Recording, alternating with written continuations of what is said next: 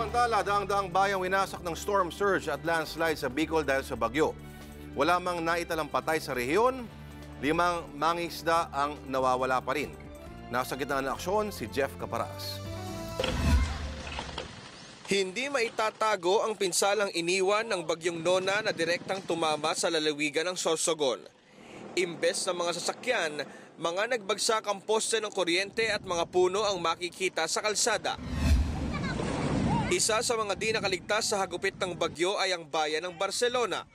Nasira ng storm surge ang seawall sa Barangay Poblacion Norte na sana ipipigil sa malakas na alon. Hindi bababa sa 200 bahay ang napinsala. Hindi namin inaasahan, ang inaasahan namin hangin lang at saka yung dagat. Pero hindi namin inaasahan na hahango sa daan. Pero awa na ng ng Diyos? Sa awa ng Diyos, wala naman namatay.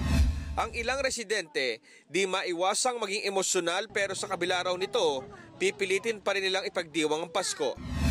Pasalamat pa rin po kami kasi buhay po yung mga anak ko, kami mag-asawa po, ligtas. Yung bangka namin, wala. Dalawa. Tapos, yun lang. Magpapasko pa? Magpapasko pa. Paano ho Pasko nyo? Ito. Kahit paano, syempre, i-celebrate natin. Paano nyo i-celebrate? Sama-sama lang kami mag-anak. Napasok naman ng News 5 ang katabing bayan ng Bulusan. May mga naitalang landslide sa lugar. Hindi rin makadaan ang malalaking sasakyan dahil sa mga nabuwal na puno na nakaharang sa kalsada. Wala pa rin kuryente sa buong Sorsogon habang patuloy na inaalam ang bilang ng casualties sa probinsya. Sa Legazpi City, nasa 200 bahay ang nilamon ng alon matapos tamaan ng hanggang 9 na talampakang storm surge ang lungsod. Yung alon, lumakas tapos biglaan na pumapasok sa bahay.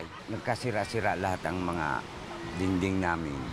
0 casualty ang Albay, pero 6 na mangingisda ang napabalitang nawala. Pumalaot sila noong 6 ng Disyembre at pabalik na sana nitong Lunes, pero naabutan sila ng malakas na alon. Ang isa sa kanila na-rescue sa Sorsogon habang hinahanap ang 5 pa. Kwento na nakaligtas, 6 na oras silang nagpalutang-lutang sa dagat. Hindi naman alam kung may bagyo, kaso yung kasama ko, bagyo na to kasi lakas daw ng alon. Isa naman ang kumpirmadong patay sa pananalasa ng bagyo.